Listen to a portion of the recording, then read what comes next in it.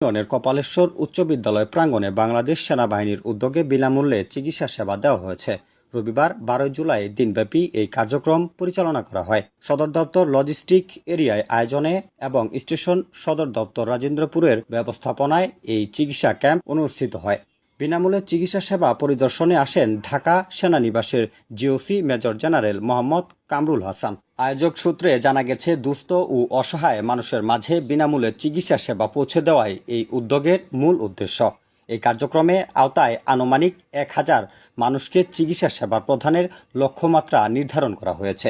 চিকিৎসা ক্যাম্পে gynae, surgery, medicine ও শিশুরোগ বিষয়ে বিশেষজ্ঞ চিকিৎসকরা রোগীদের সেবা দেওয়া হয়েছে। প্রথমে মেডিকেল অফিসাররা রিসিপশনে রোগীদের রোগের বৃত্তান্ত শুনে প্রয়োজনীয় পরীক্ষা নিরীক্ষা করেন। পরে রোগের ধরন অনুযায়ী সংশ্লিষ্ট বিশেষজ্ঞ চিকিৎসকের কাছে পাঠানো হয়। বিশেষজ্ঞ চিকিৎসকরা রোগীদের প্রেসক্রিপশন প্রদান করেন এবং প্রয়োজনীয় ওষুধ সরবরাহ করেন। আয়োজকরা জানান, কোনো প্রয়োজনীয় ওষুধ মাঠ পর্যায়ে তাৎক্ষণিকভাবে সরবরাহ করা সম্ভব না হলে পরবর্তী সময়ে একই স্থানে চিকিৎসা সহায়তা ও ওষুধ প্রদানের ব্যবস্থা করা হবে। এছাড়া যেসব রোগী জটিল রোগে শনাক্ত হয়েছে এবং মাঠ পর্যায়ে চিকিৎসা দেওয়া সম্ভব হচ্ছে না, তাদের পরবর্তীতে সিএমএইচ রাজেন্দ্রপুরে প্রয়োজনীয় চিকিৎসা সহায়তা প্রদান করা হবে। বাংলাদেশ সেনাবাহিনী জানায়, দেশের সাধারণ মানুষের পাশে থেকে মানবিক সেবা প্রদান তাদের চলমান কার্যক্রমের অংশ।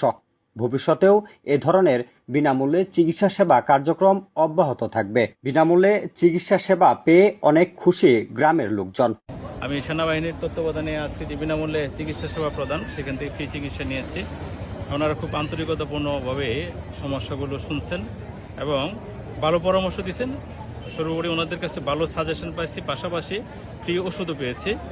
আশা করছি যে ওনাদের এইরকম বিনামূল্যে চিকিৎসা যে ক্যাম্পেইন, সেটা চলতে থাকবে। সত্যিকারের সেনাবাহিনী তো আমাদের বিপদ আপদে সবসময় আমাদের পাশে থাকে।